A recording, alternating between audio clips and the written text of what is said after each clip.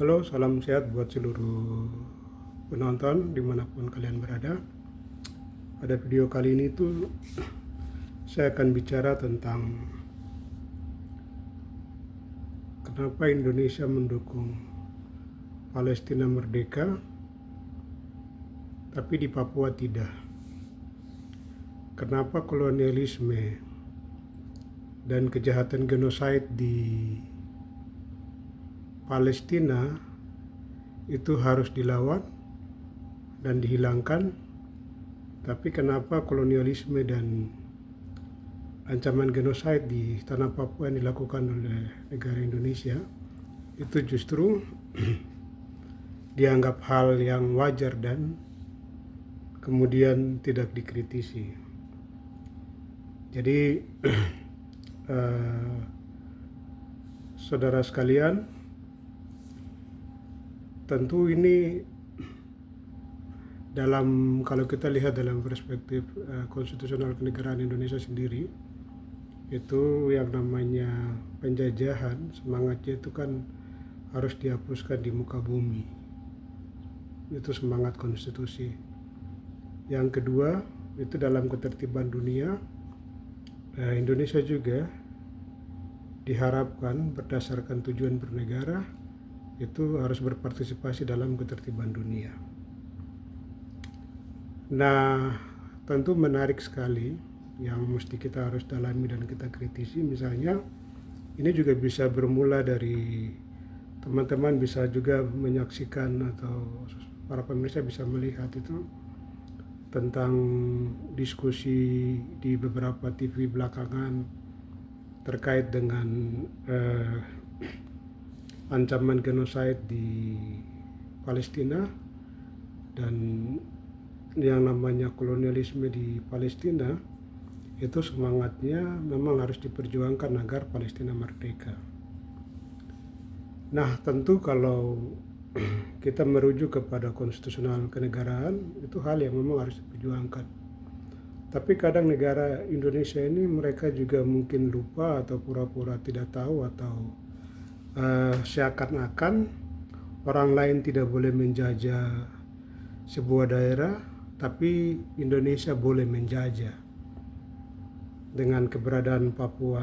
Nah, sayang sekali karena tidak ada orang yang bisa mengkritisi di bagian ini.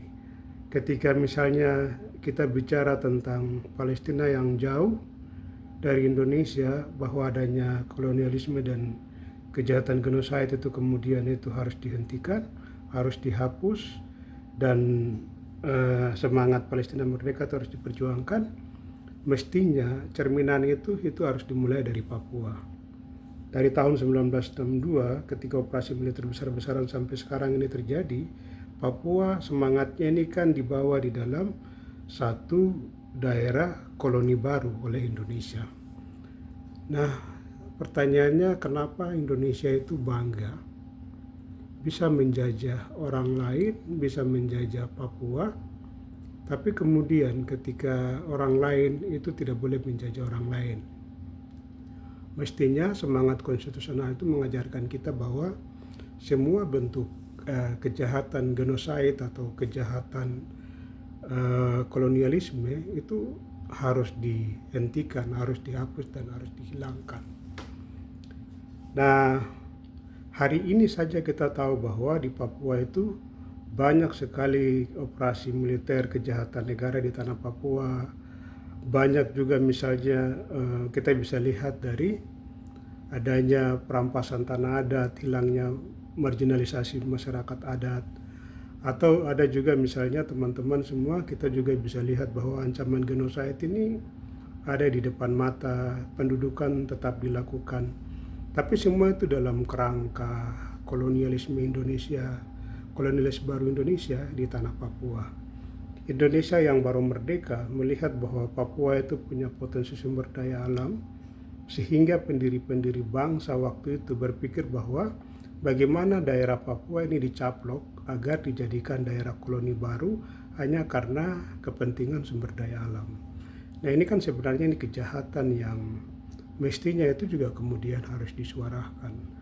Belum lagi misalnya banyak masyarakat yang dibantai, dibunuh, dan itu berulang-ulang sampai dengan orang Papua yang punya sumber daya alam itu berlimpah, tapi masyarakat itu mulai mengalami marginalisasi besar-besaran. Tapi lebih jahatnya lagi itu masyarakat di provinsi paling termiskin di Indonesia misalnya, Papua itu dikategorikan sebagai masyarakat termiskin di Indonesia hanya karena daerah yang kemudian dicaplok masuk, kemudian dibikin satu sistem penindasan, dibikin sistem yang tersistematis agar masyarakat Papua itu kemudian mengalami ancaman genosida, tapi juga mengalami kepunahan yang mengalami ancaman genosida atau mengalami ancaman kepunahan.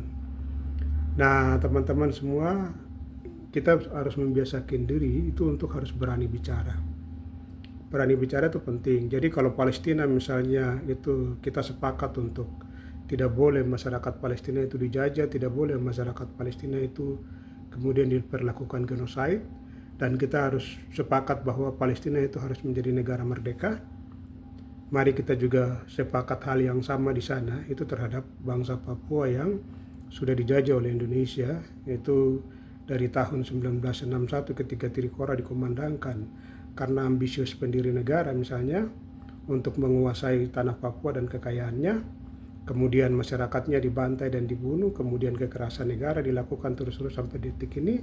Tidak pernah ada ruang-ruang demokrasi, tidak pernah ada ruang perundingan atau dialog, dan kemudian kekerasan masih terus dilakukan, pendekatan militer masih terus dilakukan dalam semangat itu eksploitasi itu bisa berjalan lancar. Kemudian dalam semangat masyarakat Papua itu tidak berani mengkritisi tentang nasib dan harapan dan masa depan mereka.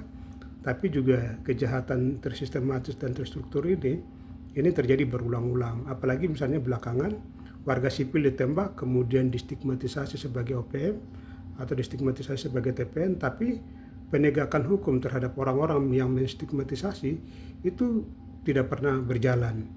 Bahkan misalnya negara turut serta dalam memelihara kejahatan, itu petinggi-petinggi negara tidak pernah diproses hukum. Padahal dalam perspektif hak asasi manusia itu sebenarnya jelas bahwa ketika ada proses pengabaian atau pembiaran, maka itu bagian dari kejahatan terhadap kejahatan serius terhadap kemanusiaan yang mestinya harus diproses. Tapi itu tidak berjalan.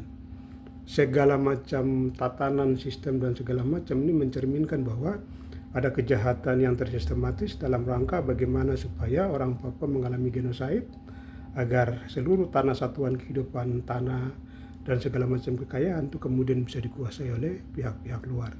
Ini yang kemudian dinamakan dengan kolonialisme yang dilakukan oleh Indonesia, tapi juga ada ancaman genosid yang mestinya itu kita tetap harus bersuara bagian ini, bahwa kalau Palestina bisa diperjuangkan untuk merdeka, mestinya Papua juga harus di posisi yang sama.